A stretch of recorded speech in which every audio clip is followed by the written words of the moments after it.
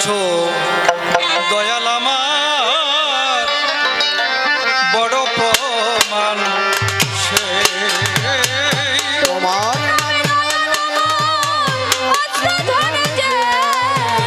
তুমি আছো দয়াল আমার বড় প্রমাণ সে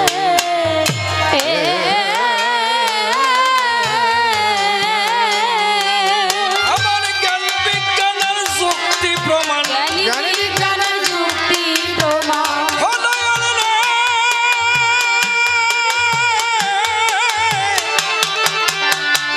বান্ধব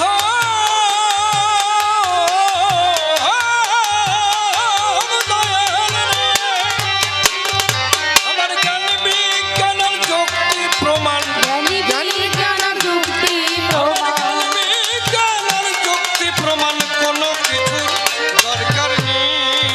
তুমি আছো দয়াল আমার বড় প্রমাণ সে তুমি আছো দয়াল আমার বড় প্রমাণ সে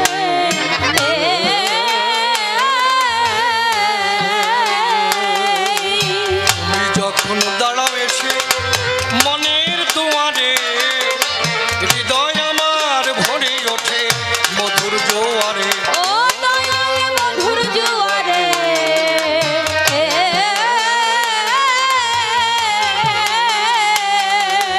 তুমি যখন দাঁড়াও আমার মনের দুয়ারে, হৃদয় আমার ভরে ওঠে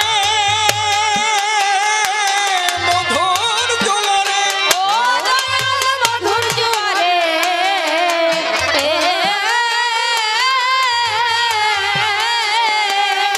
অন্তর বাহির দুই ধরে, অন্তর বাহির দুই ধরে অন্তর বাহির দুধরে দেখি কেবল তোমাকে। তুমি আছো দয়াল আমার বড় প্রমাণ সে তুমি আছো দয়াল আমার বড় প্রমাণ সে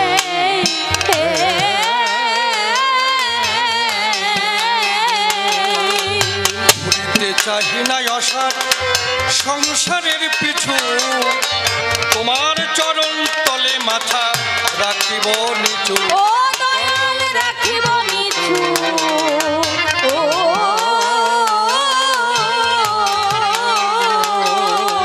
ঘুরিতে চাহি না অসার এই সংসারের পিছু, তোমার চরণ তলে মাথা রাখিব নিচু। ও দয়াল রাখিব নিচু ও আমার বলতে যাহা কিছু, আমার বলতে যাহা আছে আমার বলতে যাহা কিছু সুপে দিলাম তোমাকে। তুমি আছো দয়াল আমার বড় প্রমাণ সে তুমি আছো দয়াল আমার বড় প্রমাণ সে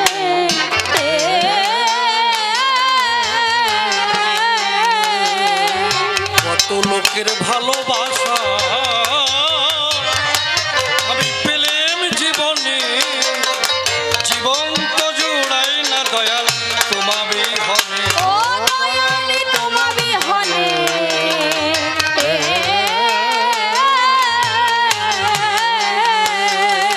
কত লোকের ভালোবাসা পেলাম জীবনে, জীবন তো জোড়াই না দয়াল তোমার বিহনে। ও দয়াল তোমা বিহনে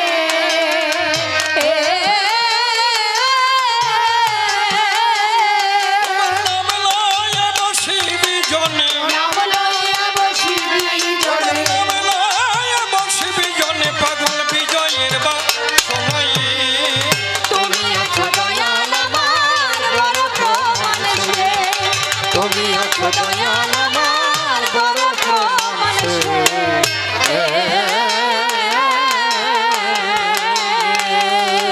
কল্পনাতে রাজা পরীক্ষিত আমি কাব্য ভূমিকায়, বিপক্ষেতে সুখদেব ব্রহ্মচারী প্রণাম জানাই পাই। যেভাবে প্রশ্ন করলেন সবারই সাধন, আপনারা বসে বসে শুনলেন জ্ঞানী জন।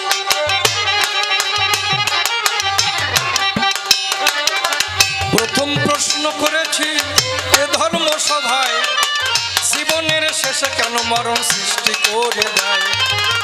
জীবন যদি এ জগতে মৃত্যু বটে হলো, ঈশ্বরের আনন্দ কোথায় বলো বটের হলো? এই তত্ত্ব জানতে আমার আছে আকিঞ্চন, তোমার চরণে প্রশ্নমালা করলাম নিবেদন।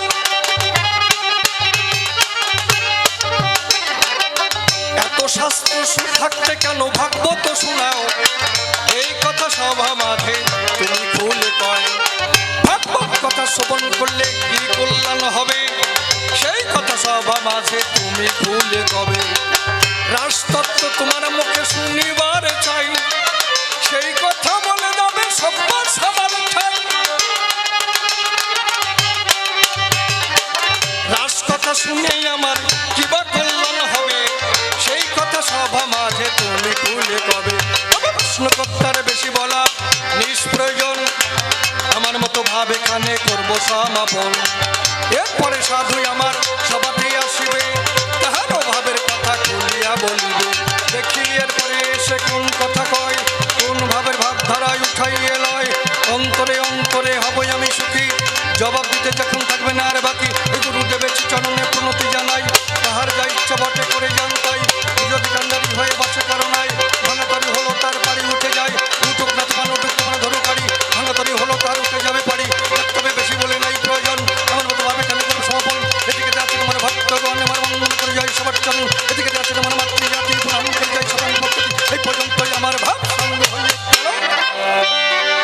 যার মাতা পিতা প্রমানন্দে মদন ভরে আমার হরি হরি বল, হরি বল, হরি বল, হরি বল, হরি বল। বঝরে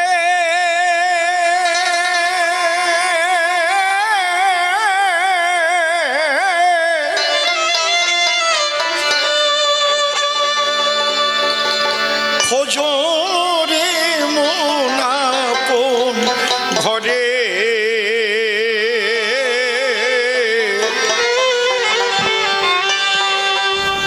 মানুষ কঞ্জনা রে মন,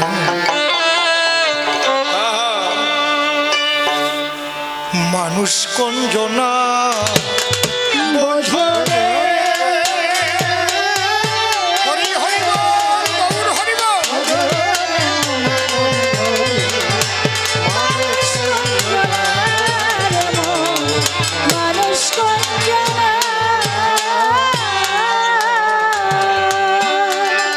এই যে হাড়ে মাংসে জোড়া দেওয়া,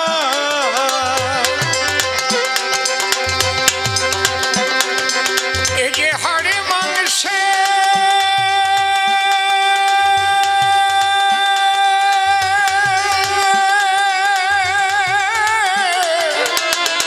হাড়ে মাংসে জোড়া দেওয়া, হাই কি মজার ঘরে খানা।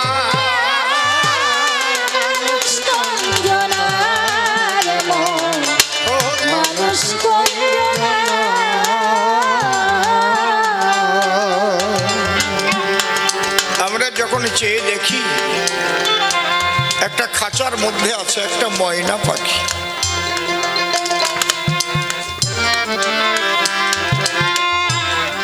ওই খাঁচাটাকে মালিক মেজে ঘুষে রাখে, কিন্তু এই খাঁচার মধ্যে যদি পাখি না থাকে খাঁচাটাকে ভাগাড়ে ফেলে দেয়। আমাদের এই খাঁচার মধ্যে পাখি আছে যতদিন, খাঁচার যত্ন ততদিন। পাখি উড়ে গেলে হরিবল হরিবল বলে শ্মশানে নিয়ে দেহ পোড়াইয়ে ফেলে। এই যে হাড়ে মাংসে জোড়া দেওয়া,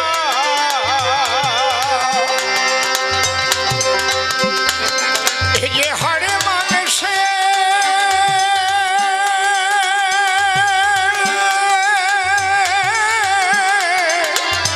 হাড়ে মাংসে জোড়া দেওয়া, হাই কি মজা ঘরে খানা।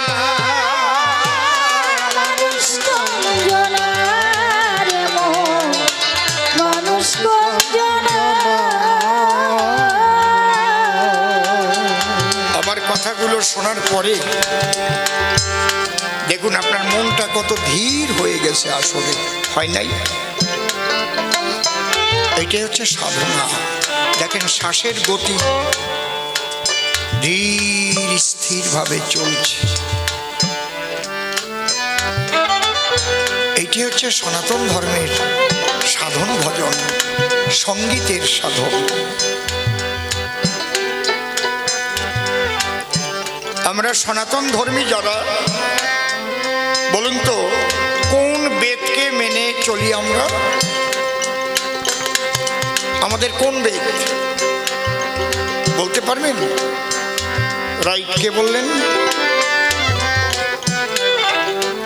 বেদ আগে একখানা ছিল। বেদ কোনো একজন ব্যক্তির লেখা নয়। তাহলে বেদ কি?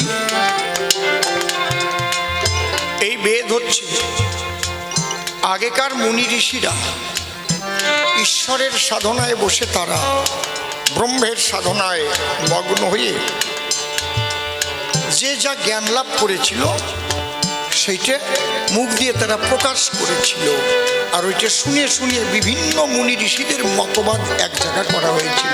এই জন্য বেদের এক নাম শ্রুতি।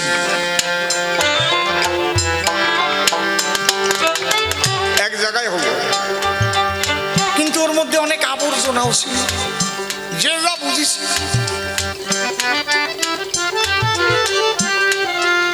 ব্যাসদেব দেখলো না, একে রিফাইন করতে হবে। সনাতন ধর্ম এত ভালো ধর্ম, রিফাইন হতে হতে এসেছে। কারণ এর মধ্যে প্রতিবাদীরাও জন্ম নিয়েছে। এটা কেন লেখা? এটা মানব কল্যাণের জন্য হতে পারে না। ওইটাকে আবার রিফাইন করা হচ্ছে, ঘাড়ে চাপিয়ে দেওয়া হয় না।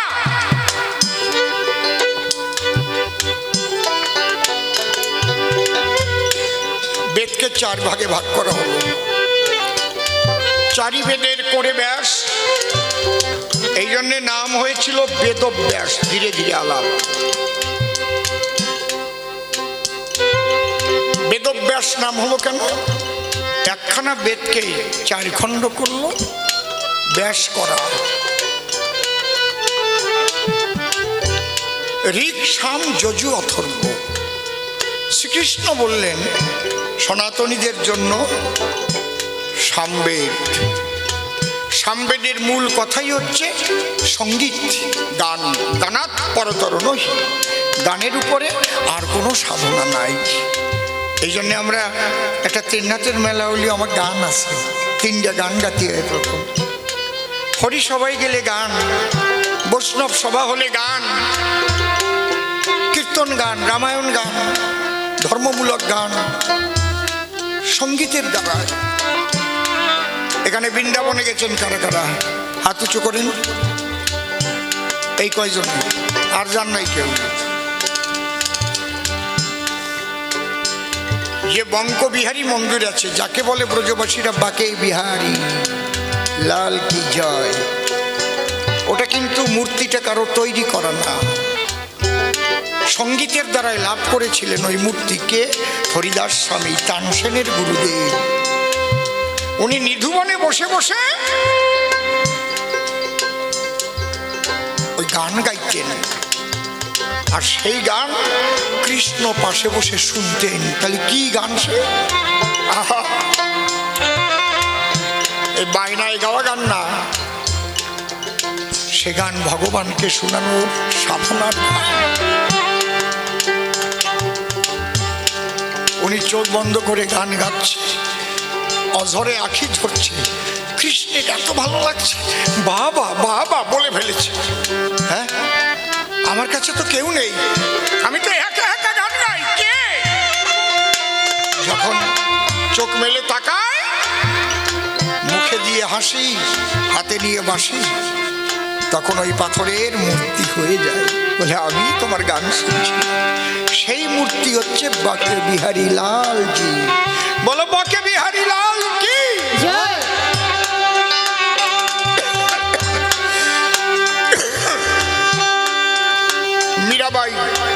গানের দ্বারাই পেয়েছে। মতুয়াদের সঙ্গীত, হরিসঙ্গীত, মহাসংকীর্তন। ভগবান শ্রীকৃষ্ণ বলেছেন বেদানাং সাম বেদস্মি দেবানামস্মি বাসব ইন্দ্রিয়ানাং মনশ্চাস্মি ভূতানামস্মি চেতনা। বেদের মধ্যে আমি সামনে। ঋগ্বেদটা গ্রহণ করেছে অন্য ধর্মের মানুষ। এই ঋগ্বেদের ভিতরে গোমাংস ভক্ষণের কথা লেখা আছে। ঋগ্বেদ আমাদের না,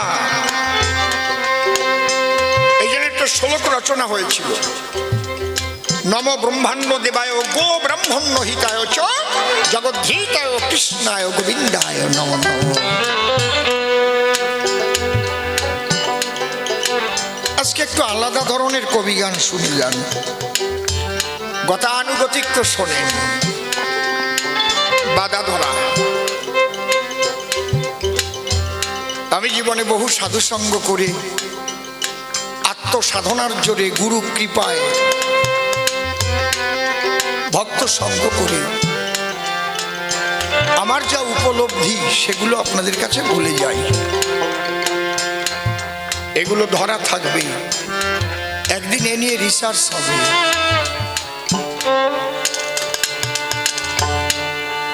দেখেছেন সনাতন ধর্মে মানুষকে শান্ত করে, উগ্র করে না। তাহলে এই বেদ 4 ভাগ হলো হয়ে আমাদের জন্য 3 ভাগ বাদ গেল, থাকলো কি সামবেদ। বেদের থেকে হলো ব্রাহ্মণ, ব্রাহ্মণ থেকে হলো সংহিতা, সংহিতা থেকে উপনিষদ, উপনিষদকে মন্থন করে তার নাম হলো কি বলেন? সর্ব উপনিষদ গা বোধা গোপাল নন্দন। কি উপনিষদকে নিংড়ে কি পেলাম আমরা? শ্রীমদ্ ভগবদ গীতা। আর কিচ্ছু পড়তে হয় না, শুধু গীতা পড়লে সব পেয়ে যাবে। 18টা যোগের কথা দেখেছেন? গীতার 2য় অধ্যায়টা খুব ভালো করে পড়ুন, বারবার পড়ুন, দেখবেন আপনার মানসিক পরিবর্তন এসে যাবে। এই যে হাড়ে মাংসে জোড়া দেওয়া,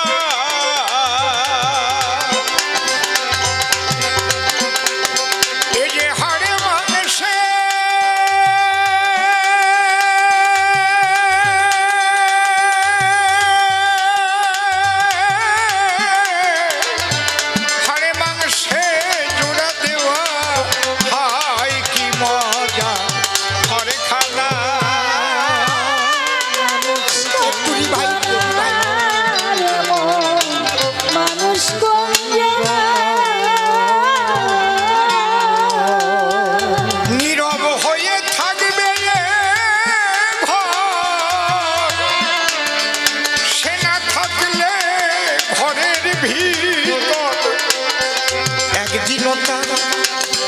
খবর করলি না,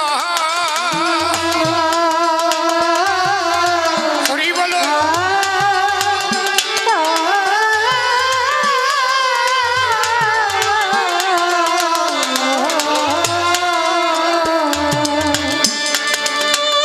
নীরব হয়ে থাকবে ঘর, সে না থাকলে ঘরের ভিতর একদিনও তার সন্ধান করলি না।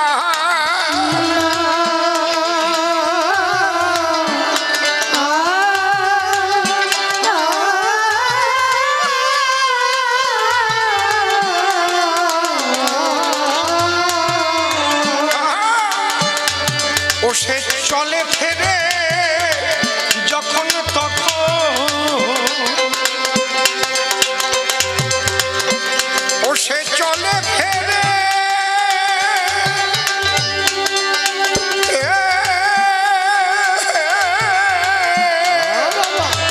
চলে ফেরে যখন তখন, কথা কয় দেখা যায় না।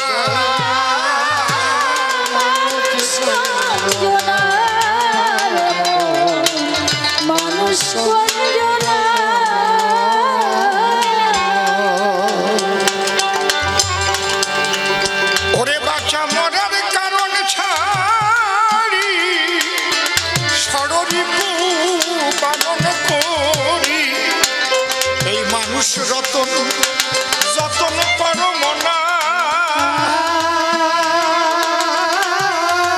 হরি বলো।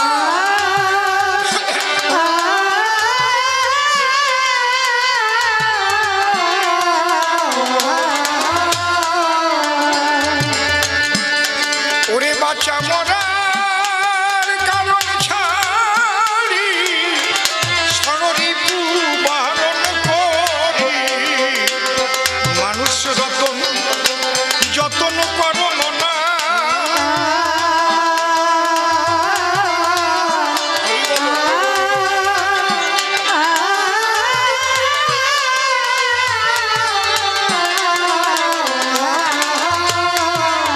ও সে কোন ধামে বসত করে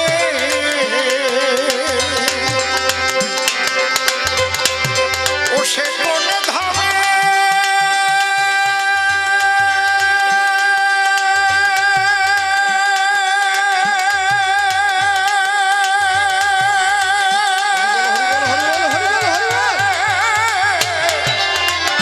কোন ধামে বসত করে দয়াল গুরুর কৃপায় জয় জয় জয়।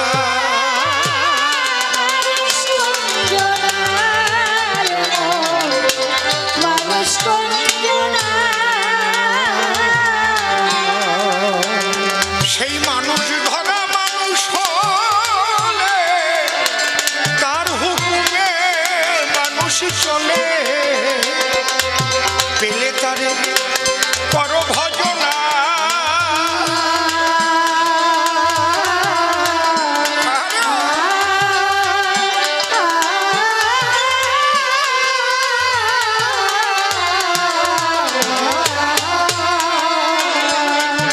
ওরে পাগল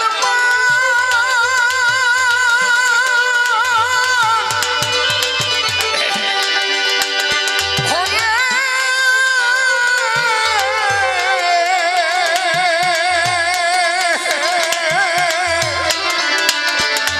ওরে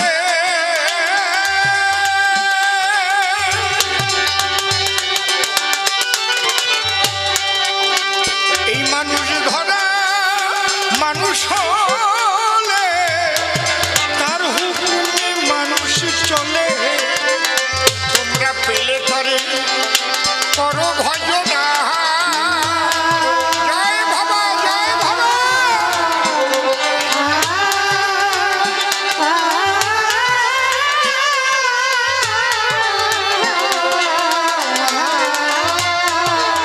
গোসাই অমূল্য শুধু পরেকে বুঝায়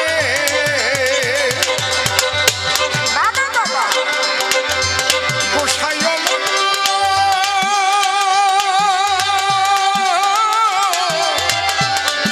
গোসাই অমূল্য শুধু পরেকে বুঝায় নিজে কিছু বুঝব না।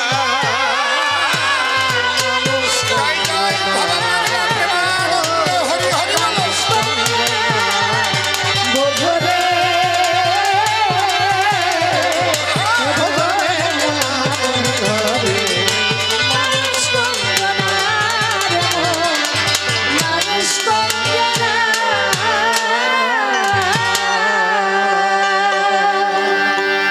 ঠাকুর ভবা পাগলার যুগল পদ্ম হৃৎপদ্মে করে আরাধ্য শুদ্ধ চিত্তে প্রণতি জানাই। সাধুগুরু বৈষ্ণব হেরি আর যত পুরুষ নারী ভক্তিপূর্ণ প্রণাম গ্রহণ করিবেন সবাই। মানুষকে প্রণাম দিলে সে প্রণাম ঈশ্বরে মিলে সর্বশাস্ত্রে তাহার প্রমাণ পাই। কবি চণ্ডীদাস যিনি উচ্চকণ্ঠে বলেছেন তিনি শুনোরে মানুষ ভাই বোঝরে মানুষ ভাই সবার উপর মানুষ সত্য তাহার উপর নাই। ইকোটা একটু কমবে। স্বামী বিবেকানন্দ একই কথাই দিয়েছেন আনন্দ। উচ্চকণ্ঠে ঘোষণা করেছেন বিশ্ব চরাচর বহুরূপে সম্মুখে তোমার ছাড়ি কথা খুঁজিছ ঈশ্বর। জীবে প্রেম করে যেই জন সেই জন সেবিছে ঈশ্বর। ঠাকুর ভবা পাগলা আসি বাজাইলেন মিলনবাসী বললেন সবার পাশাপাশি আমি মানুষ ভালোবাসি আমি মানুষ ভালোবাসি কোনো তীর্থের নাই প্রয়োজন গয়া গঙ্গা কাশী আমি মানুষ ভালোবাসি। সেই মানুষের চরণ লক্ষ্য করে প্রণাম করি বারে বারে। মানুষে যদি কৃপা করে, কৃপা করবেন আমার কৃষ্ণ কালো শশী। বন্দনার ভাব করে শেষ বক্তব্য করিব পেশ। সবিশেষ সবার মধ্যেই জানাই নিবেদন, আজকের ঘরোয়া অনুষ্ঠান আমার বাবার বাড়ি কবিগান। মা বাবা দুইজনই করেছে এবার আকর্ষণ। তার সঙ্গে নাতি আছে, সেও গেছে আমার কাছে, বলে এবার গান গাওয়াই প্রয়োজন। তাদের একান্ত ভক্তির টানে আজ যোগ দিয়েছি কবি গানে। আগেই ঠাকুরের চরণে করেছি নিবেদন, ওদের যেন সর্বমঙ্গল হয়, তুমি তাই করিও দয়াময়। আপনারা আশীর্বাদ করবেন ভক্ত সুজন। এইবার বিপক্ষ কবির কল্পনা মতে আমাকে হবে সুখদেব ব্রহ্মচারী হতে। আমি জোর হাতে বন্দনা করি তার রাতুল চরণ। আপনারা বলুন দেখি, আমি কি সুখদেব ব্রহ্মচারী হতে পারি নাকি? আমি তো সংসারী মানুষ একজন, আমি হলাম সংসারী আর তিনি ছিলেন ব্রহ্মচারী। তবুও কবিগান করি, যে ভূমিকা যখন করে অর্পণ, সেই ভূমিকা না নিলে কবিগান যায় রসাতলে। এই জন্যে সংসারী হয়েও ব্রহ্মচারীর ভূমিকা আজ করিব গ্রহণ। প্রণামিয়া তার পায়, যাচ্ছি তার ভূমিকায়, সে যেন তার কথা কয়, গ্রহণ করে হৃদয় আসন। এইবার পরীক্ষিতের জবাব দিতে বাসনা আছে আমার চিতে। আপনারা শুধুই সাথে মন দিয়ে করবেন অনুধাবন। চরণ ধরে করি মানা, কেউ আন কথা বলবেন না, করবেন না কোনো আনাগোনা। আজকে ধর্মমূলক কথা হবে আলাপন। কারণ আমাকে যখন নিয়ে এসেছে, কিছু কথা বলে যাই আপনাদের কাছে, যা থেকে বিশ্ব মানবের হয় কল্যাণ সাধন। আমাদের সনাতন ধর্মে যে আলোচনা হয় সেটা গণ্ডিবদ্ধ চিন্তাধারা নয়, যার দ্বারাই বিশ্ব মানবের কল্যাণ হয়। শোনেন দিয়ে মন যান, যাদের আছে তাড়াতাড়ি উঠে চলে যান বাড়ি। আর আপনারা একটু এগিয়ে বসেন তো মায়েরা, সামনের দিকে গ্রহণ করুন আসন। এইবার মনের কথা খুলে কই, আমি আর অসীম সরকার নই। সুখদেব ব্রহ্মচারী হই আপনাদের সবার সন্নিধান।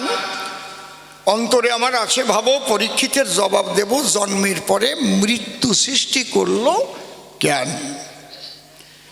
বাবা, মানুষ যদি না মরিয়ে যেত, খালি যদি মানুষ জন্মই নিত, তাহলে পৃথিবীর ভারসাম্য রক্ষা হতো? আপনারা কন্ত জ্ঞানবান। মনে করেন খালি বাড়তি তালে আছে, মরে না কেউ, থাকবে কোন জায়গা? ওই সাগরের মধ্যে যাইয়ে। বল দাদারে কব কি আমি, আরো গল্প কইছে সুসি আর বিসি, তোমারে খাওয়াবে নেই বাড়ি কিসি মিসি। ভালো গল্প দেশে, ওর কপালে শেষা আছে। আমার কাছে বলুন দেখি, কারো বউরে কোনোদিন কেউ বিসি কইয়ে ডাক দেয় নাকি? হ্যাঁ, ওর বউয়ের নাম সুচিত্রা, ও না ওই সুচি কইয়ে ডাক দেশে।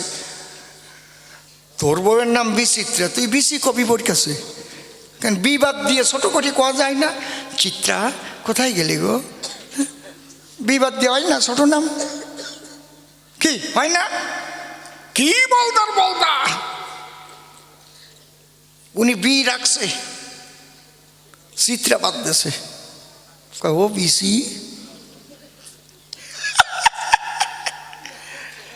কন তাহলে আমি যদি আলোচনা করি মূল, এটা কিন্তু ওই বিসির দোষ না, বুদ্ধির ভুল।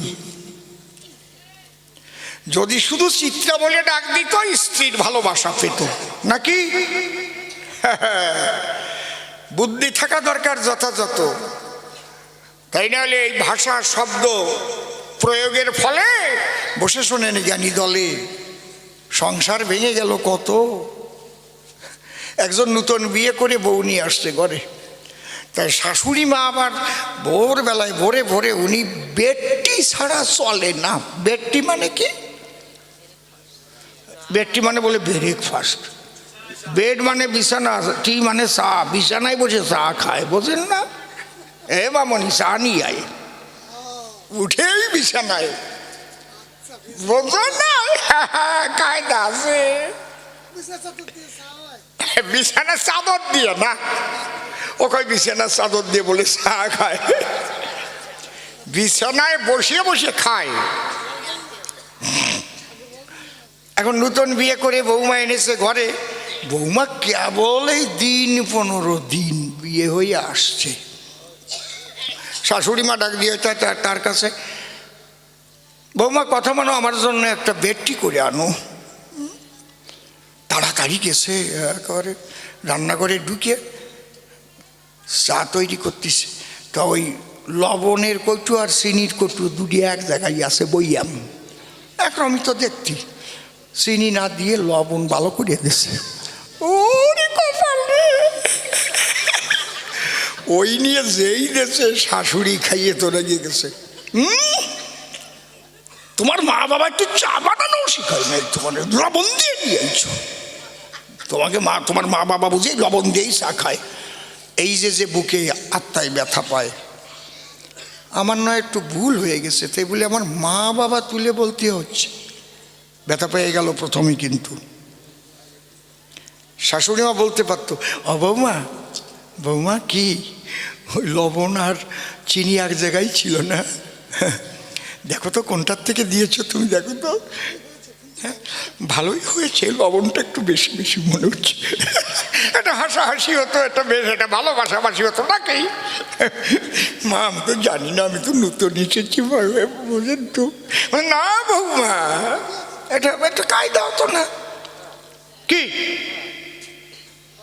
ঠিক ওই রকম যদি চিত্রা কয়ে ডাক দিত, কি একটা কায়দা হতো, যাই কয় ও বিসি, ওর বউ কয় আয় তোরে শেষি, যেমন পেঁচা তেমন পেঁচি।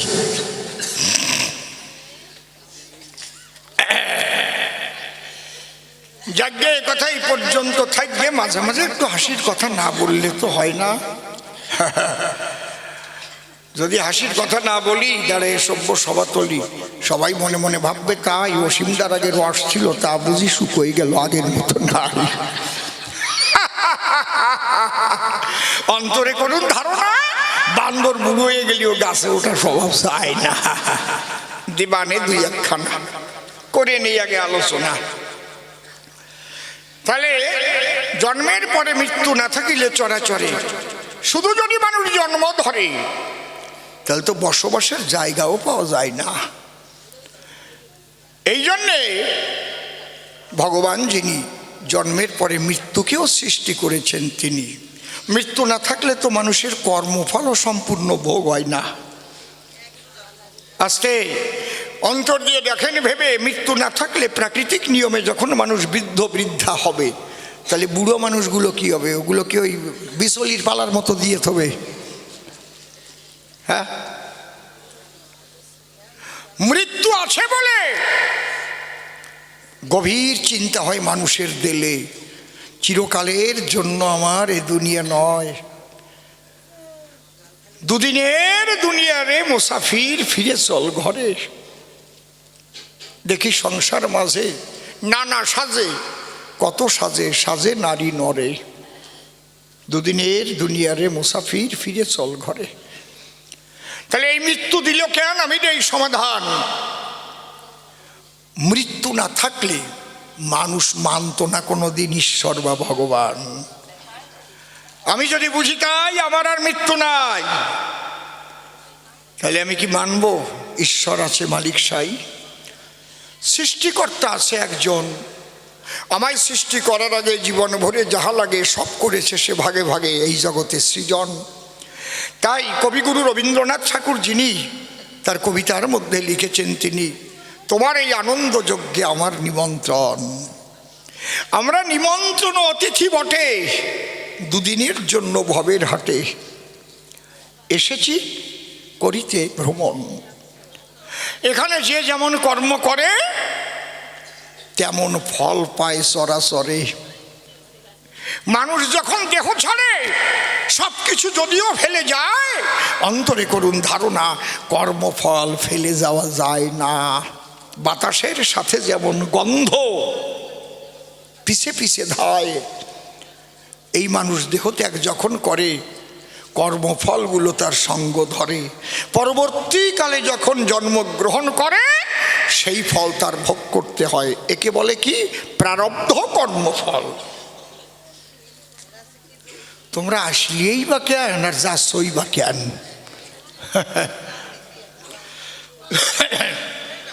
না, অনেকের তো অল্পে পেট ভরে যায় না। মূল কথা শোনা হয়ে গেছে, ভাবছে পাইয়ে গেছি, আর দরকার নাই। দেখেন, অনেক অসুর যারা বর পেয়ে তারা হয়েছে ছন্ন ছাড়া, অহংকারী হয়ে সৈন্য সামন্ত নিয়ে দেবলোক পর্যন্ত করেছে আক্রমণ। বর পেয়ে গেছে, আর আমার হবে না মরণ। দেখেছেন? ছোট্ট একটা ঘটনা মনে পড়ে, না বলে পারছি না আপনার। ইকোদৈত্য নামে এক অসুর ছিল চরাচরে, যার পরে নাম হয়েছিল ভস্মলোচন। ওই অসুর মনে মনে ভাবে, তাই আমার মরার ইচ্ছা নাই, আমি অনন্তকালের তরে কাটাবো জীবন। তাহলে কার ধ্যান করিলে সেই বর মিলে? যত দেব দেবতা আছে মহিতলে, একজনের নাম মাত্র মৃত্যুঞ্জয়। যে করেছে মৃত্যুকে জয়, সে যদি আমাকে আশীর্বাদ দেয় তাহলে থাকবে না আর মৃত্যু ভয়। শিবের সাধনায় বসিল তখন, গভীর জঙ্গলের ভিতরে বসে শিবের সাধনা করে। ঊর্ধ্বপদ হেট মুন্ডে ওম নমঃ শিবায় শিবায় বলিছে তুণ্ডে। এই কথা বলে না, এইভাবে যখন করে শিবের আরাধন, শিব কৈলাসে আর থাকতে পারে নাকি যদি করে এইভাবে ডাকাডাকি। শিবের এক নাম আশুতোষ, আপনারা জানেন সুধীজন।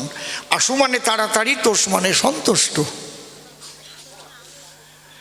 এই জন্যে আদিদেব শিব ঠাকুর সন্তুষ্ট হলো, সিংহাডম্বুর ত্রিশূল নিয়ে তার সামনে এসে দাঁড়ালো।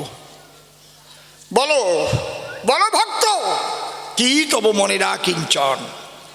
বলে, তুমি কে? ভোলা পঞ্চানন? আজ আমার সাধনার ফলে আমার সম্মুখে তুমি এসে দেখা দিলে। বলে, হ্যাঁ। বলো, তুমি আমার ভক্ত ছেলে, কি চাও তুমি আমার সদন? বৃকদত্ত ভাবে, তাই আমার তো অন্য আকাঙ্ক্ষা কিছু নাই। বলে, শোনো তুমি পাগলা পঞ্চানন, তুমি এলে যখন ভোলানাথ গোসাই, তোমার কাছে আমি অমর বর চাই, আমার যেন না হয় মরণ। শিব রেখে বলে, তাই ওই বর কাউকে দেওয়ার পারমিশনই নাই, ওটা ঈশ্বরের বিরুদ্ধে চলা হয়। এই কথা অতি সত্য। জন্ম আর মৃত্যু এটা ঈশ্বর সৃষ্টি করেছে বসুধায়। মনে করি ভাবনা, অমর বর আমি দিতে পারবো না, এই বর ভিন্ন অন্য বর চাহিলে আমি দিতে পারি তোমায়। এখন ওই দৈত্য মনে ভাবে, এমন একখান বর চাইতে হবে যে বরের মধ্যে আমার অমরত্ব রবে। বলে, শিবকালী আমার কথা লও, কি এই বর দেও ভোলানাথ, আমি যার মাথায় দেব হাত সে যেন বর্ষ হয়ে পড়ে, মাথা তার বর্ষ হয়ে যাবে। ও মনে মনে ভাবে, যখন জোম আমারে নীতি আসবে, জোম আমারে ধরার আগে জোমের মাথায় হাত দেবো আর জমই মরে যাবে। যা মরে যা, তাহলে আমি আর মরবো না। কি চালাকে চালাক। ডেকে বলে, দিগম্বর চেয়েছো যখন এই বর, দিলাম বর, হাত দেবে যার মাথার পর তার মাথা ভস্য হবে সুনিশ্চয়। এই বর দিয়ে সিংহাডম্বুর ত্রিশূল নিয়ে শিব যখন কৈলাসের দিক হাঁটা দেয়, নারদ মুনি ভাবে, তবে এই যে কার মাথায় কোন সময় হাত দেবে, ঘটবে বিপর্যয়। মনে করি ভাবো না, এই সুযোগ আমি দেব না, আমি যাই একবার ওই জায়গায়। ভোলানাথ তো বর দিয়ে হাঁটা দেছে, পিছনে যে কি আছে সে চিন্তা করেছে মৃত্যুঞ্জয়। নারদ মুনি হাতে নিয়ে বিনাখানি ওই দত্তের সম্মুখে দাঁড়ায়। বৃকদত্ত আমার কাছে বলতো, সত্য তুই তো এখানে সাধনায় ছিলি মত্ত, এখন এত আনন্দে কেন করিস নৃত্য? বলতো আমার ঠাই, কয় আমার আনন্দের আর সীমা নাই। কেন? আমি মারাত্মক এক বর পাই। কি বর? বলে হাত দেবো যার মাথার পর মাথা হয়ে যাবে সাইজ। তাই নাকি? কে দিল? কয় ভোলানাথ গোসাই। ওই তো যাচ্ছে। কয় শোন, এই দেবদেবতা যারা অনেক সময় কিন্তু ঠকাইয়ে দেয় তারা। এই বর যে সত্য না মিথ্যা এটা দরকার না একটু পরীক্ষা করা?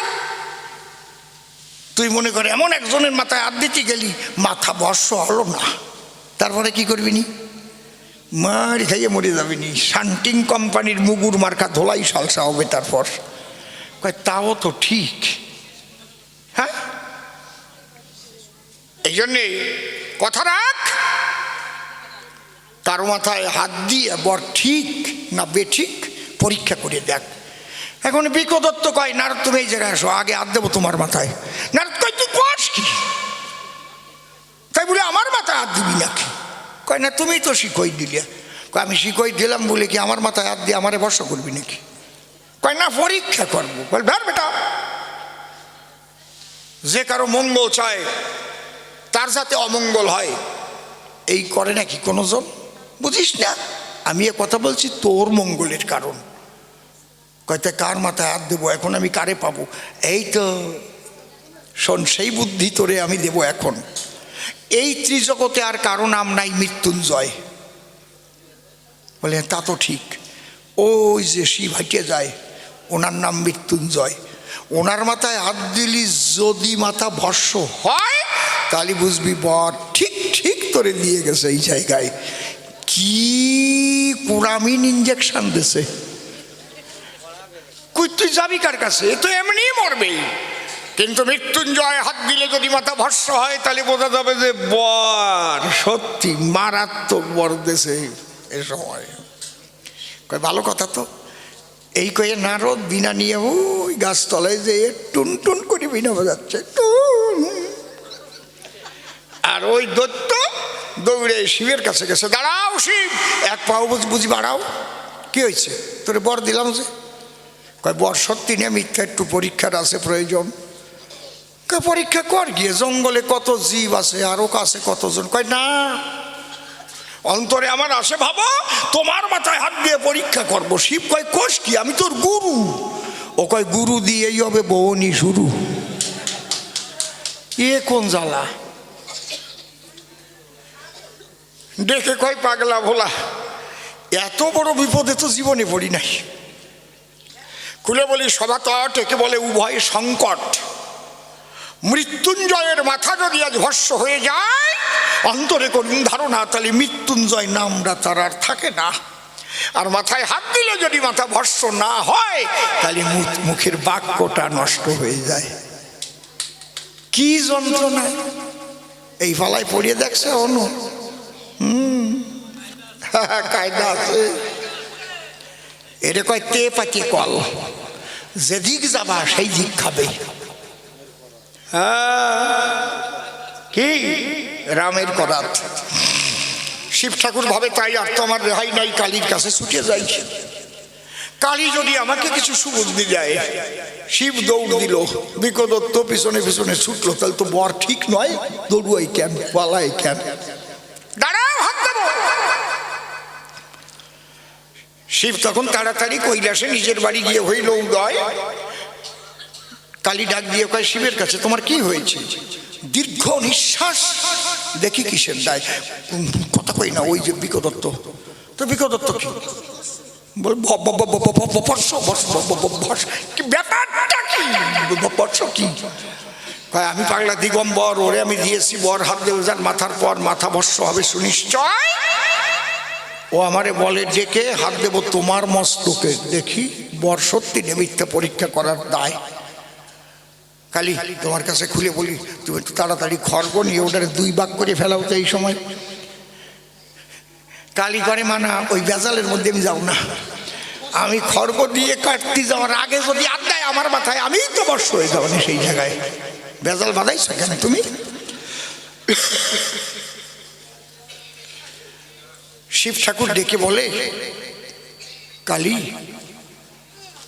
আমি এই বিপদ থেকে রক্ষা পাই কি হলে? এই যে দেখেন, সতী নারী যদি কারো ঘরে রয়, স্বামী যদি বিপাকে পড়ে, সুবুদ্ধি দেয় তারে, প্রণাম জানাই আমি সকল সতীর পায়। শিবের ঘরে আসে সতী, ডেকে বলে শিবের প্রতি, শোনো তুমি পশুপতি, কেন পাচ্ছ ভয়?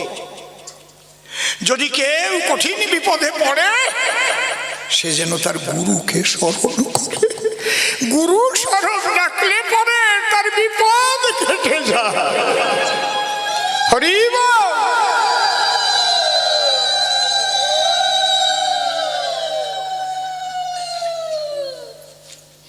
হরি গুরু গুরু হরি, এই জ্ঞানে তাই আমরা ভজন করি। ও নখণ্ড মণ্ডলাকারং ব্যাপ্তম যেন চরাচরম তৎপদম দর্শিতম যেন তস্মৈ শ্রী গুরবে নমো নমঃ। অজ্ঞানতিমিরধ্বস্য জ্ঞানাঞ্জন শলাকয়া চক্ষুরুন্মিলিতং যেন তস্মৈ শ্রী গুরবে নমো নমঃ। কালী তখন ডেকে কয়, কয়দিন শুয়েছো তুমি আমার বিছানায়? শ্মশানে মশানে তুমি করেছো ভ্রমণ, ডম্বুরার সিংহার তালে বল হরিবল হরি বলে নেচে ওঠে তোমার ওই মন। বোঝো না, তুমি যার নাম করো সর্বক্ষণ। আমার কথা লও, যদি মুক্তি পেতে চাও তার কাছে যাও, ধরো গিয়ে তার পা।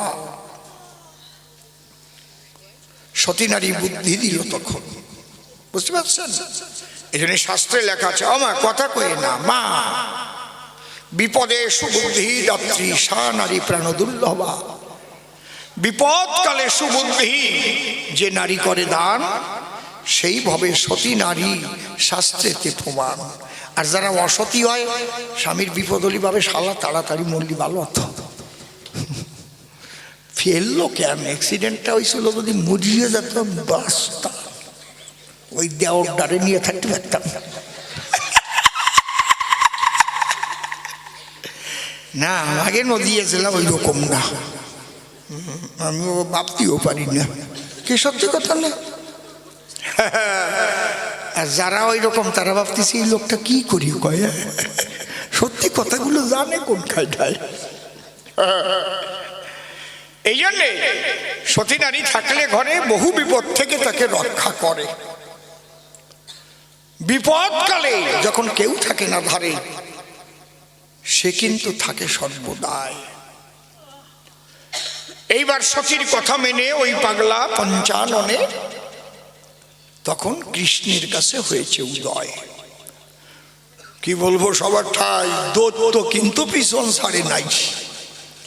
দৈত্য ওই শিবের পিছনে পিছনেই দৌড়ায়। শিব গিয়ে কৃষ্ণের ধারে ডাক দিয়ে বলে, তারে ঠাকুর বাঁচাও আমায়, তুমি আমার দয়াল হরি, শ্মশানে মশানে ঘুরি, জীবন ভরে তোমার নামই করি, তুমি আমার পরকাল ইহকালের বান্ধব সুনিশ্চয়। হ্যালো, কেটে গেছে, কোনটা ডিসকানেক্টেড হয়ে গেছে দেখো।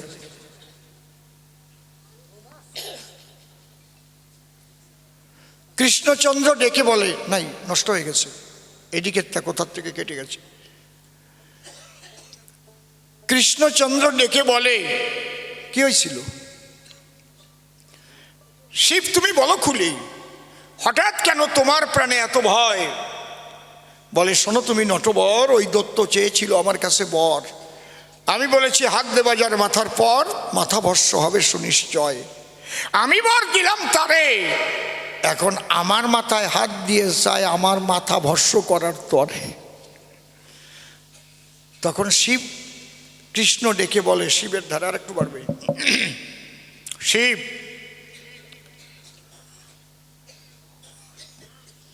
বুঝে শুনে এই বর দিতে হয়, অন্তরে করো ধারণা। অযোগ্যকে কখনো শক্তি দান করতে হয় না। কত বড় একটা শিক্ষণীয় কথা, বুঝতে পারছেন? এইটা বন্ধ হয়েছে, এইটা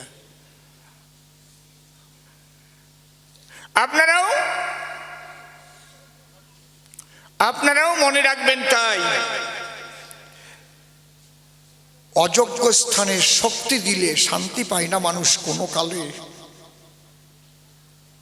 এই জায়গাটা কিন্তু ভীষণভাবে মনে রাখা চাই। যজ্ঞস্থানে করতে হয় শক্তিদান, তাহলে দেশের এবং দশের থাকে মান। অযোগ্য মানুষকে যদি শক্তি দিয়ে তারপরে শিবের মতো বেকায়দায় পড়িয়া ছটপট ছটপট করে মহাত্মন, এইটুকির মধ্যে দিয়ে বাড়ি যে শুয়ে শুয়ে একটু করিবেন চিন্তন। কি কলাম, ইনডাইরেক্টলি বললাম। অযোগ্য স্থানে কখনো শক্তি দান করতে নেই। কৃষ্ণ ডেকে বলে শিবের ধারে, শিব তুমি যাও ওই গাছের আড়ে, আমি দেখছি। দত্ত আসুক আমার কাছাকাছি। কি করে? শিব ঠাকুর বৃক্ষের আবডালে যখন দাঁড়াইল, দেখিতে দেখিতে কৃষ্ণ একটা যুবতী মূর্তি হলো, অনন্যা রূপসী। দাঁড়ালো তখন গিয়ে ওই দত্তের পাশাপাশি। দত্ত দেখে রূপ রাশি, আত্মহারা হয়ে গেল। বাহ, চমৎকার চমৎকার নারী আমি করি দর্শন। ও যে কার মাথায় হাত দেবে হয়ে গেছে বিস্মরণ, কিছু আর মনে নাই। হাত দেওয়ার কথা, মানে খালি ভাবতেছে এরে আমার বিয়ে করার দরকার, কাম সারা। কায়দা আছে। আসরিক প্রবৃত্তি নিয়ে চলে যারা, রূপবতীর রূপ দেখে হয়ে যায় আত্মহারা, ধন সম্পত্তি সব করে বিসর্জন। দৈত্যরও হয়েছে সব বিস্মরণ। দৈত্য তখন ডেকে বলে, হে রূপবতী, তুমি কোথা থেকে এলে? কোথা তব বাস? করো না আমার সকাশে প্রকাশ।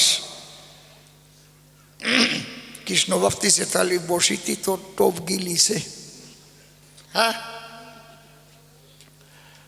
ওই যুবতী বলে, তাই?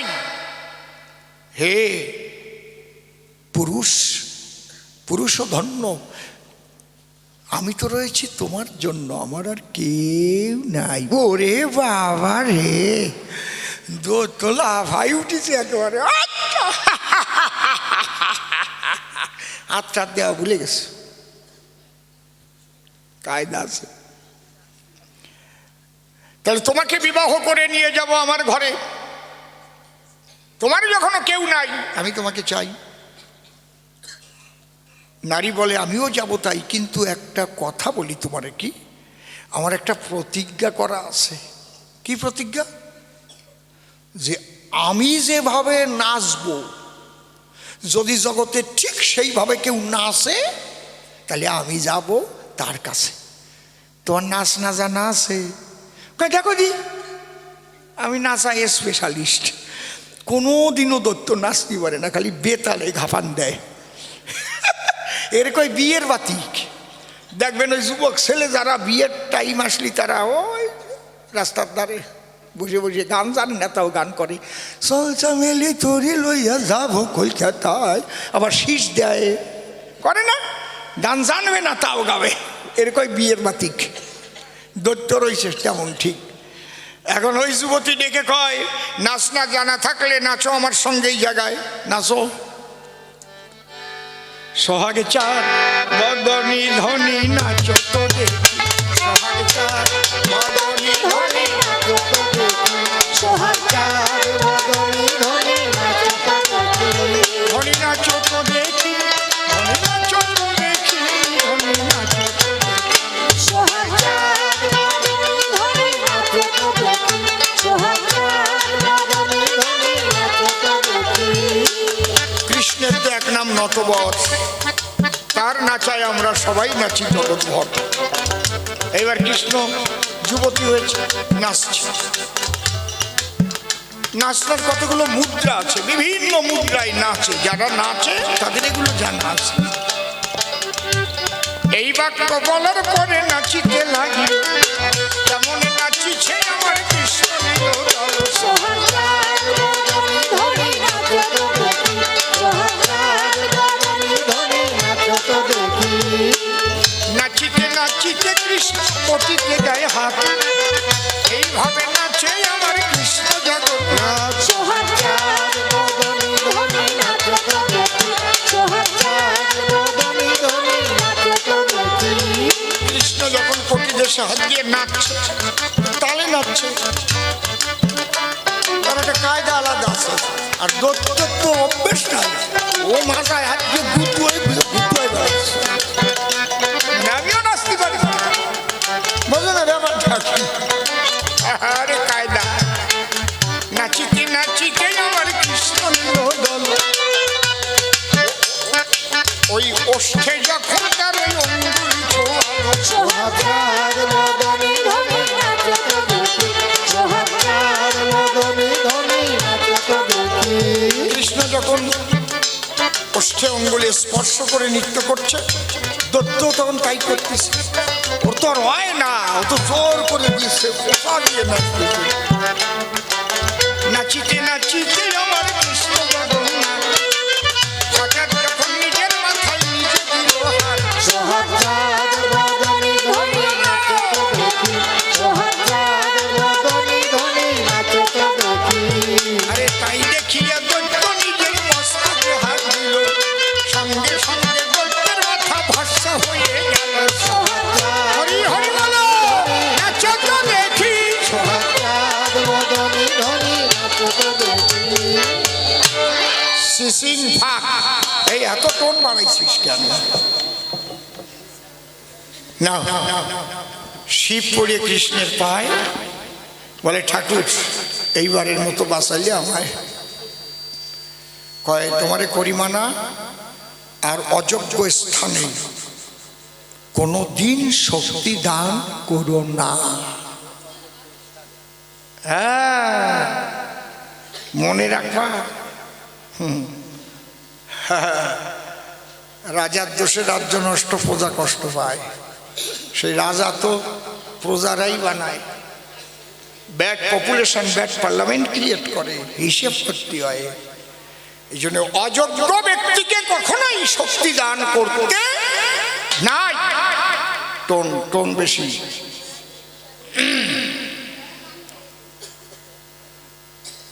এটা এই ঘটনাটা আমি বললাম কি কারণ? সামান্য একটু শক্তি পেয়ে দৈত্য হলোটা কেমন? হ্যাঁ, যে তাকে শক্তি দিল তাকেই মারতে উদ্যত হলো। এই জন্যে ঈশ্বর চিন্তা করল, জন্মের পরে মৃত্যু করতে হবে সৃজন, মৃত্যু না থাকলে পরে ঈশ্বর ভক্তি জাগবে না কারো অন্তরে। তাই ঠাকুর ভবা পাগলা লিখেছেন একখানা গান।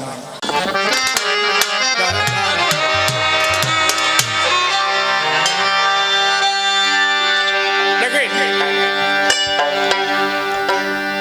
পাগল লিখেছেন, এই মরণ যখন তখন যেথায় সেথায় দিতে পারে সদাই হানা।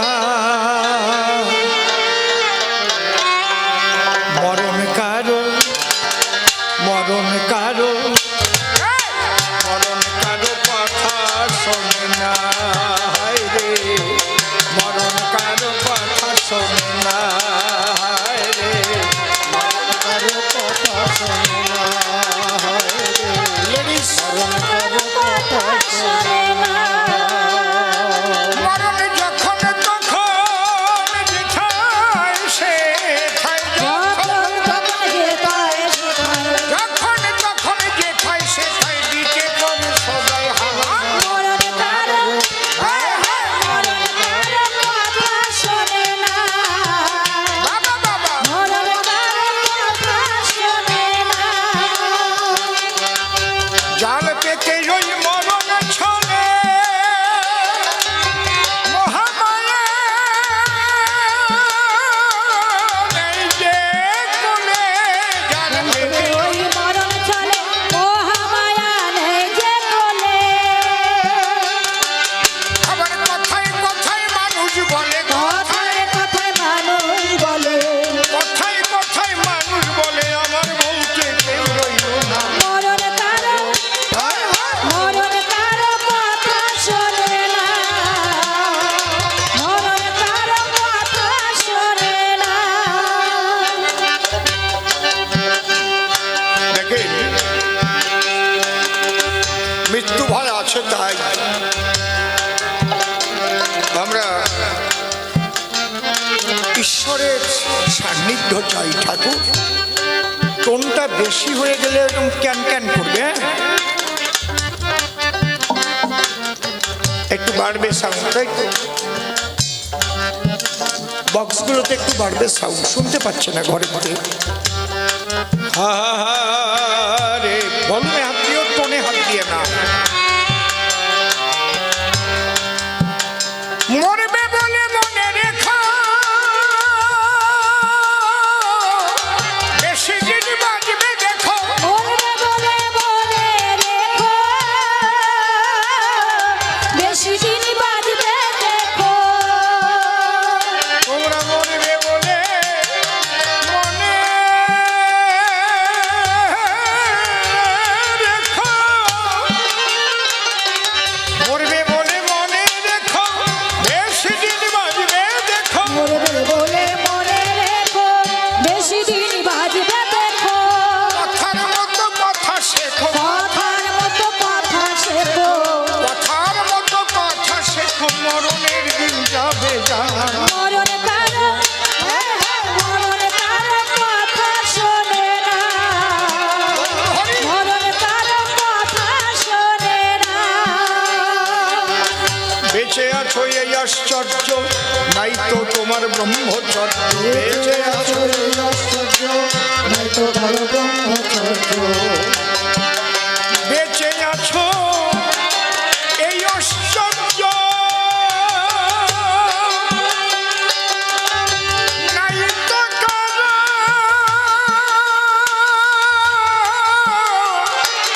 ব্রহ্মচর্য। বেঁচে আছো এই আশ্চর্য, নাই তো কারো ব্রহ্মচর্য।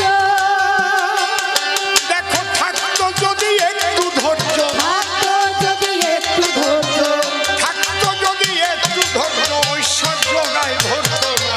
মরণ কারো, হায় হায়, মরণ কারো কথা শোনে না, জয় জয় ভোলা পাগলা প্রেম, মরণ কারো হরি হরি কথা বলো। শোনে না।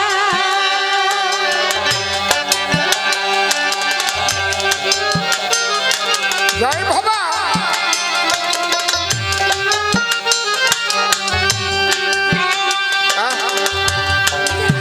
নিজের হাতে মরণ বাচন, ভবা পাগলার সত্য বচন। নিজের হাতে মরণ বাচন, ভবা পাগলার সত্য বচন। নিজের হাতে মরণ বাচন,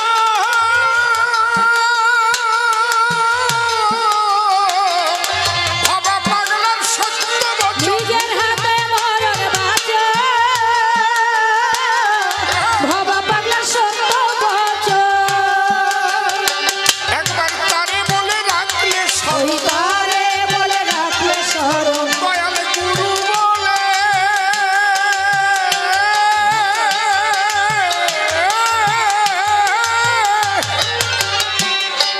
দয়াল হরি বলে রাখলে দয়াল স্মরণ, হরি বলে রাখলে স্মরণ, দয়াল গুরু বলে রাখলে দয়াল স্মরণ, গুরু বলে রাখলে স্মরণ, রাধা কৃষ্ণ বলে রাখলে রাধা স্মরণ, কৃষ্ণ বলে রাখলে স্মরণ। অটল মরণ হতো না। মরণ কারো, মরণ কারো কথা শোনে না, মরণ কারো কথা শোনে না।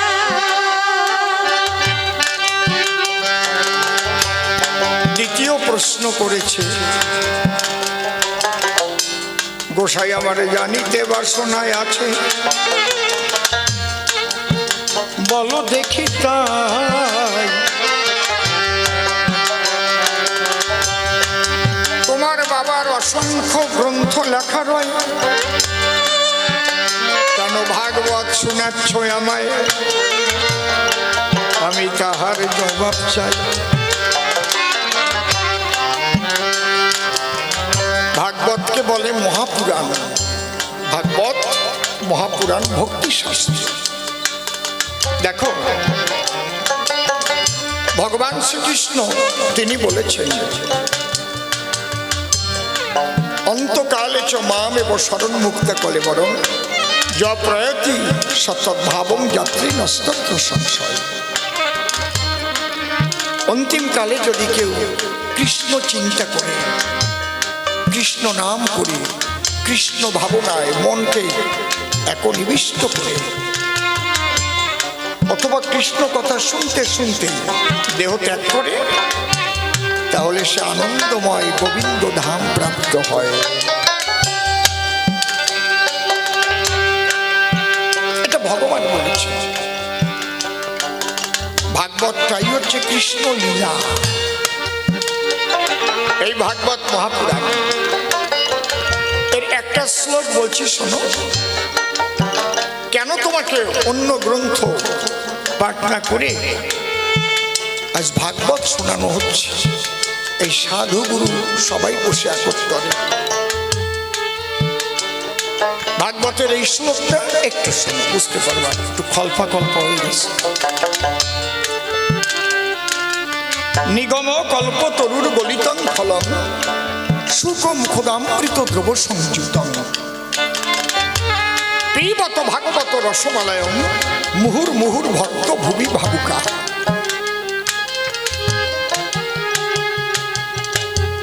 আগম এবং নিগম দুটি শব্দ। আগম মানে আসা, এই বাড়িতে আমি আসলাম, প্রবেশ করেছি। নিগম মানে এখান থেকে বেরিয়ে যাওয়া।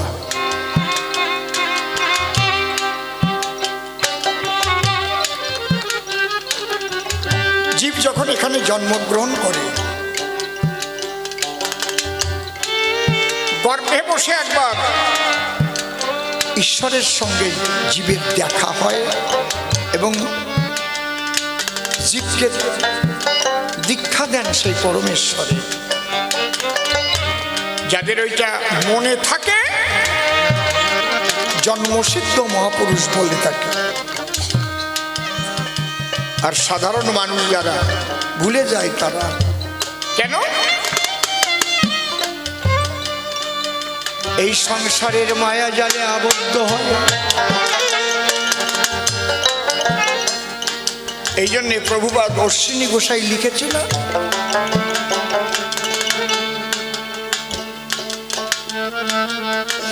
সংসার ও সাগর রূপে ভাই হারে মানুষ মিন সেজেছে। কালরূপী এক ধীবর এসে হারে জঞ্জাল জাল পেতে দিয়েছে।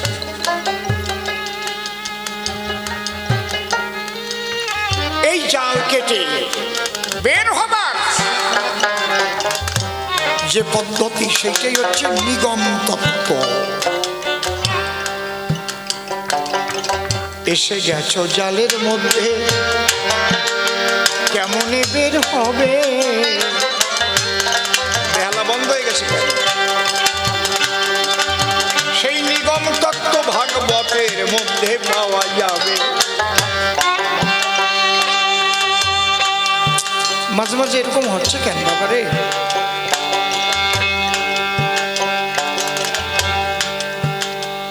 এই কৃষ্ণ কথা শুনতে শুনতে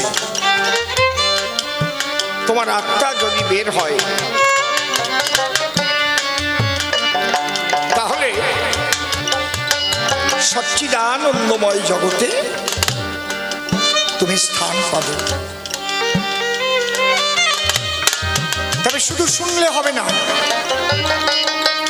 আমি বললাম তুমি শুনলে, এত নিবিষ্ট অবস্থায় শুনতে হবে। শোনার মধ্যে দিয়ে তোমার লীলা দর্শন হবে, আরোপের হবে। আমি যে ঘটনাগুলো বলছি,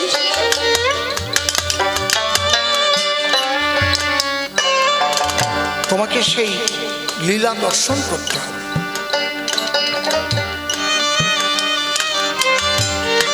একদিন শ্রীকৃষ্ণ সখাগণ নিয়ে বৃন্দাবনে গোচারণে গিয়ে গোচারণ করতে করতে বেলা পড়ে গেছে, খিদে পেয়েছে। কৃষ্ণ বলে, শ্রীরাম রে তুই আমার কথা মান, বড় খিদে লেগেছে, কিছু খাবার তুই আন। শ্রীরাম বলে, করে দিলাম আমি কত ফল, আবার কেন খিদে মরিস? কৃষ্ণ নীল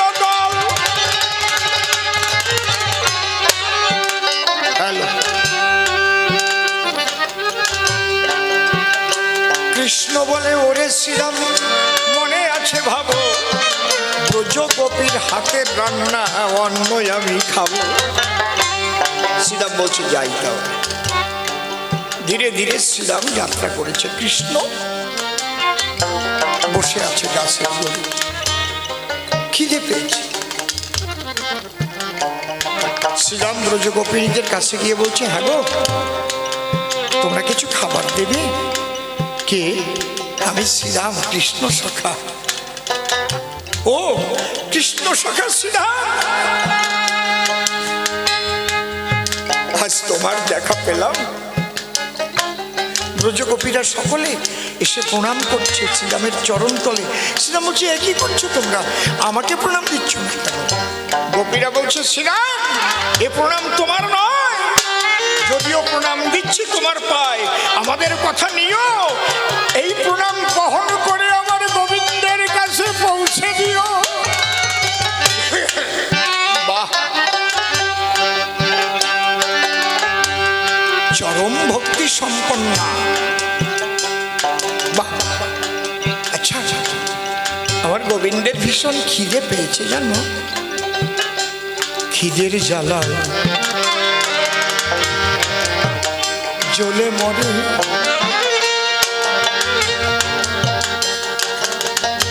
আমার নটু বরে। তোমরা কিছু খাদ্য দাও তার খাবার তবে।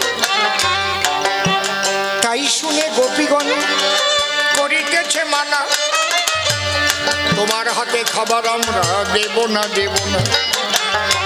শ্রীরাম বলে, এই মাত্র কত ভক্তি দেখালে, এখন খাবার দিতে চাইছো না কেন? বুঝাও দেখি বলে, হায় হায় বুঝাও দেখি বলে।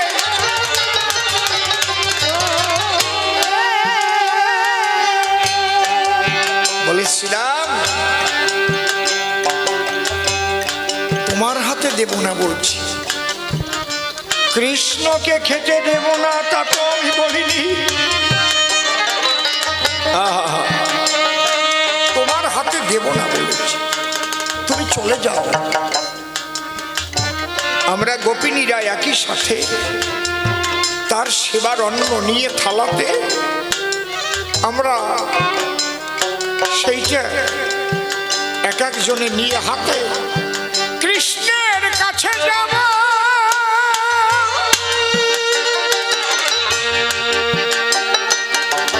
আমরা বনে গিয়া শ্রীকৃষ্ণের মুখে নিজের হাতে তুলিয়া আমরা কৃষ্ণ সেবা দেব, তোমার কাছে পাঠাবো কেন?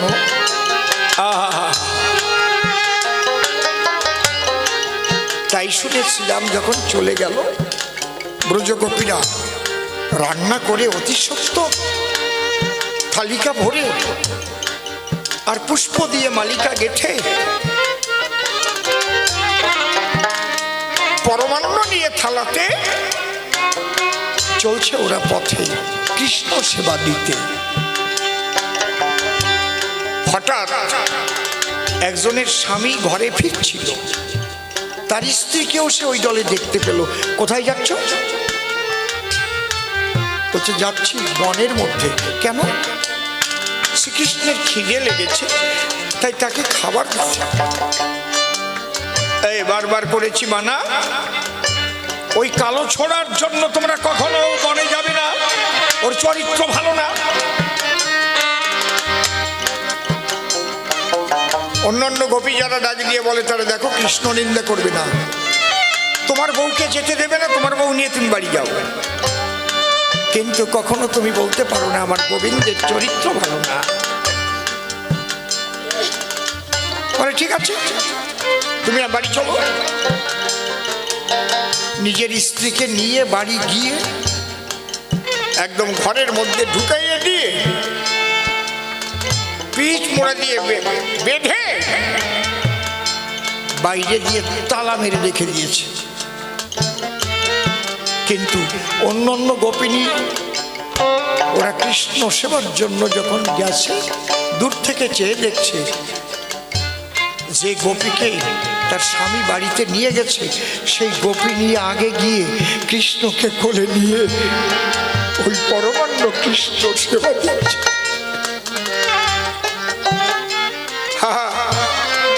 আমার গোবিন্দের কি লীলা! ওরা যেতে যেতে ওই গোপিনী সেবা সেরে নিল। সবাই দেখে আগে আগে সে বিদায় হয়ে গেল। সবাই বলছে ওর স্বামী কত চালাক, আমাদের কাছ থেকে নিয়ে একদম সোজাসুজি পথ দিয়ে আগে আগে কৃষ্ণ সেবা দেওয়া হলো। এখন ওরাও সেবা দেবার পরে যখন এসেছে ফিরে, ওকে দুটো কটু কথা বলার পরে ওই বাড়িতে হাজির হলো। গিয়ে দেখে ও বাইরে বসে আছে। বলে কি ব্যাপার তোমার স্ত্রী? বললে কৃষ্ণের চরিত্র খারাপ, আর বউটাকে নিয়ে আগে আগে গিয়ে কৃষ্ণ সেবা দিয়ে চলে এসেছো না? বলছেন না, আমি তো যাইনি, আমার বধূ ঘরে আছে, বাইরে দেখো বন্ধ, কেন সে দিতে যাবে সেবা তোমাদের গোবিন্দ? বলো কি? আমরা দেখলাম যে দরজা খোলা, দেখি। দরজা খুলে দেখতে পারে শুধু দেহ আছে ভাই, দেহের মধ্যে আত্মবুদ্ধি নাই। হায় হায় আত্মবুদ্ধি নাই, হায় হায় আত্মবুদ্ধি নাই।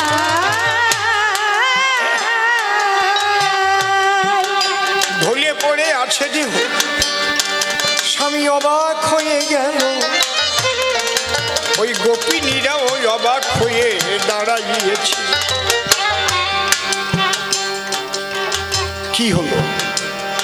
আমি যে আমার স্ত্রীকে ঘরের মধ্যে জ্যান্ত অবস্থায় রেখেছিলাম, মারা গেল, তোমরা আমার সঙ্গে সৎকাজটা করবার জন্য যমুনার পাড়ে চলো। সবাই একসাথে মিলে ওই মৃতদেহ খাটের পরে তুলে যমুনার কূলে গিয়ে যখন শ্মশান সাজাচ্ছে, চিঠে সাজাচ্ছে, আর মৃতদেহ নিচাই নামিয়ে রেখেছে। সব সাজানো হয়ে গেছে, এইবার পোড়াবো। এই টাইমে মরদেহ উঠিয়া বসিল, প্রেমানন্দে ভক্তবৃন্দে হরি হরি বলো, হায় হায় হরি হরি বলো একেবারে হরি হরি বলো। সবাই ভয় পেয়ে গেছে। আরে মরাতে কি দোষ পেয়েছে? ওর স্বামী কয় এটা ভূত হয়েছে। বউ বলছে আমি ভূত হইনি, আমার বাবা তোমার হাতে যে দেহটা দিয়েছিল, এই দেহের উপর তোমার অধিকার ছিল বলে কৃষ্ণ সেবা থেকে আমাকে তুমি নিয়ে গেলে, ঘরের মধ্যে দেহটাকে আটকাই রেখেছিলে।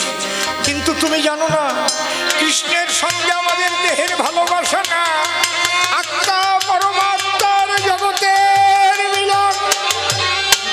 হরি বলো হরি বলো হরি বলো। তাই দেহখানা তোমার ঘরে রেখে আমি অপ্রাকৃত দেহ ধরে গিয়েছিলাম কৃষ্ণের ধারে, সেবা দিয়ে এসেছি তার মুখে। আমি তো গিয়েছিলাম না, তাই তুমি দেখেছো দেহ মরে গেছে। যদি পোড়াইয়ে ফেলতে তাহলে আর আসতে পারতাম না। তাই সেবা দিয়ে এসে ঢুকেছি ভিতরে, এই জন্য দেহটাই আবার উঠলো নড়ে চড়ে। সবাই বলে প্রেমানন্দে একবার কৃষ্ণ কৃষ্ণ বলো, হায় রে মধুর কৃষ্ণ লীলা। সবাই হরি হরি বলো, হায় হায় হরি হরি বলো, সবাই হরি হরি বলো।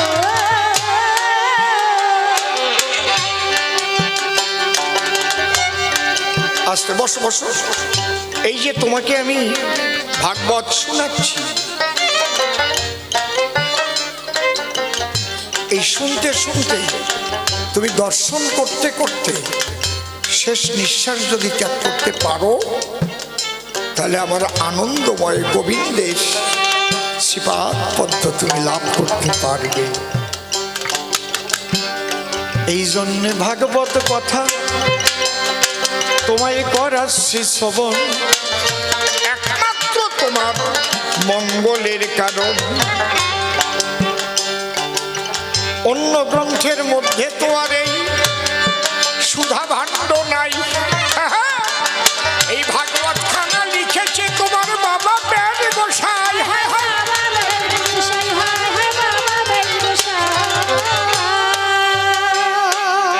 তাহলে নিগম কল্পতরুর গলিত ফলন। ভাগবতটা কি? এই নিগম তত্ত্ব, অর্থাৎ মায়া জাল থেকে মুক্ত হয়ে আমার গোবিন্দের দিকে জীব অগ্রসর হওয়ার যে পথ, এই ভাগবত সেই পথ বাতলে দেয়। নিগম নামে কল্পবৃক্ষ, তাতে ফল ফলেছে পরিপক্ক। সেই ফল পেকে গিয়ে টুকু হয়ে গেছে, এক পাশ দিয়ে একটু ফেটে ফোটায় ফোটায় রস পড়া আরম্ভ হয়েছে। সেই রস কে পান করেছে? নিগম কল্পতরুর গলিতন ফলন সুখ মুখদামৃত দ্রব সন্ধি। ওই ফলের রস সুখদেব ধরে দ্রবণ তৈরি হলো সুখের মুখের ভিতরে।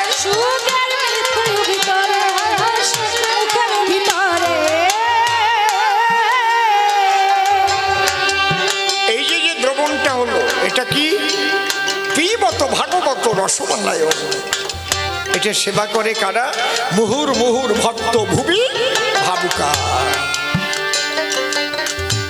যে কারণে ভাগবত কথা আজ করাচ্ছি শ্রবণ।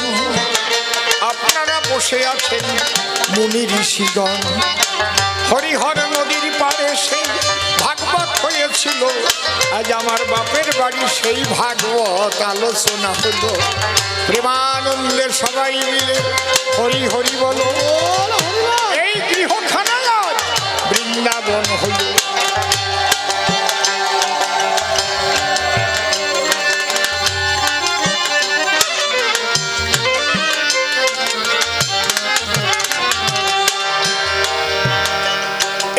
তোমাকে ভাগবত শোনাচ্ছি।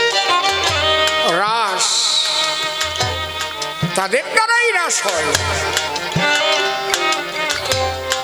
যারা আত্মতত্ত্বজ্ঞ। দেখলে না, দেহ ছেড়ে চলে যেতে পারে, আবার ঢুকতে পারে দেহের ভিতরে। এই জন্য বলছে বৃন্দাবনে অপ্রাকৃত নবীন মদন কাম্বিস কামরায়ত্রী যাহা বাসন। প্রাকৃত জগতে খেলা কবু নয়, অপ্রাকৃত জগতে গেলে এই রাস রস আস্বাদয়।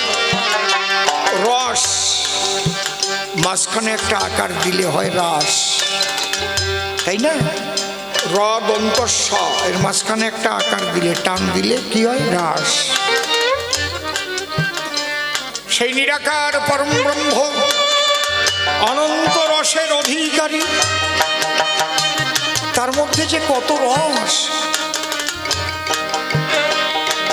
দেখেন না, কত ফলের কত রস। এক একটা ফলের এক একটা রসের এক একটা আস্বাদ, স্বাদ আলাদা আলাদা না? আপেল খেলে যে রস মেলে ওটা আঙুরেতে নাই, আবার আঙুর খেয়ে আলাদা রস তারই মাঝে পাই নাকি? পেয়ারায় আবার আলাদা রস, যা খাবেন আলাদা। তেঁতুলেও রস আছে, টক রস। সর্বরসের অধিকারী পরমেশ্বরে যিনি, সেই রস স্বাদিতে নরাকারে উদয় হলেন তিনি। হায় হায়, উদয় হলেন তিনি, হায় হায়, উদয় হলেন তিনি। সমস্ত রস রসের শ্রেষ্ঠ রস যারে সিঙ্গার রস কয়, সেই সিঙ্গার রস ব্রজে আস্বাদন হয়। সমস্ত রসের শ্রেষ্ঠ রস সিঙ্গার রস। সেই সিঙ্গার রস আস্বাদিতে হলেন পীতবাস। বৃন্দাবনে তাই তো তিনি করেছিলেন রাস। কৃষ্ণের স্বভাব ধীর ললিত, নিরন্তর কাম ক্রীড়া যাহার চরিত। শতকোটি গোপিনীতে কৃষ্ণের না হয় কামনির্বাপন, রাধা অঙ্গ পরশমাত্র মদন মোহন। রাধারানী ছিল বলে শ্রীকৃষ্ণেরই সঙ্গে রাসলীলা করেছিলেন শ্যামলতী ভক্তে। শ্যামলতী ভক্তে হায় হায় শ্যামলতী ভক্তে।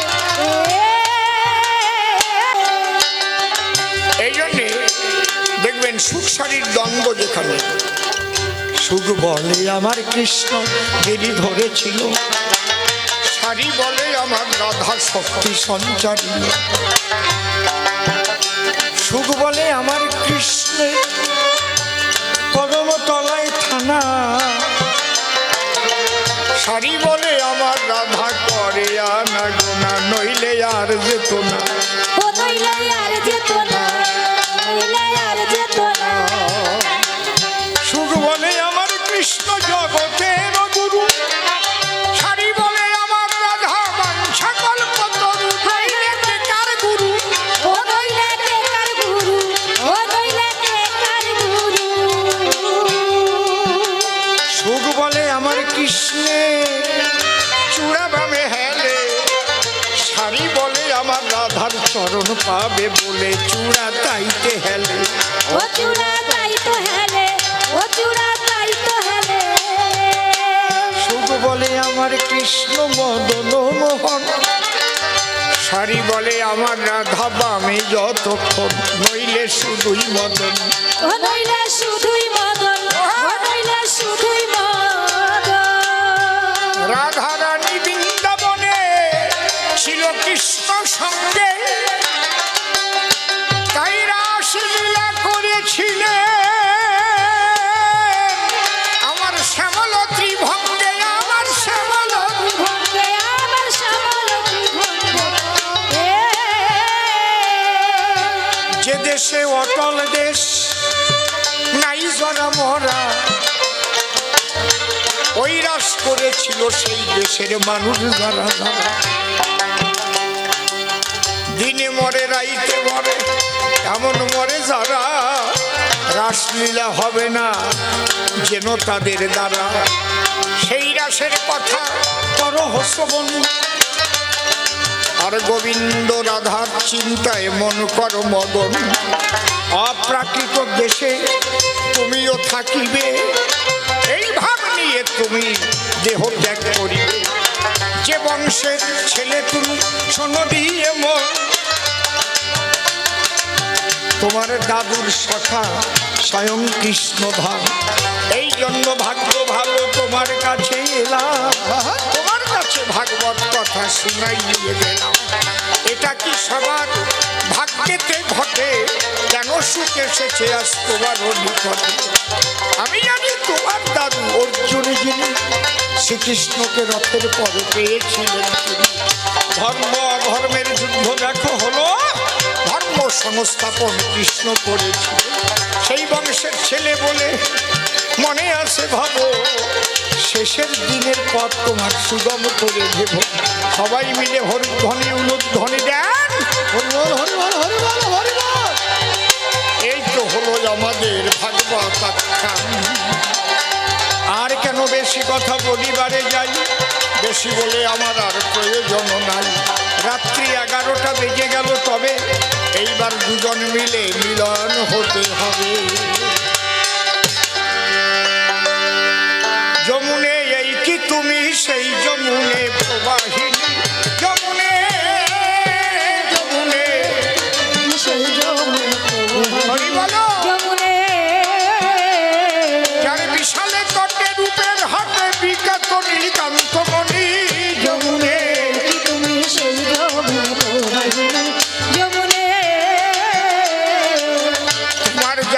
সময় হলো মুখে রাধা কৃষ্ণ ভালো।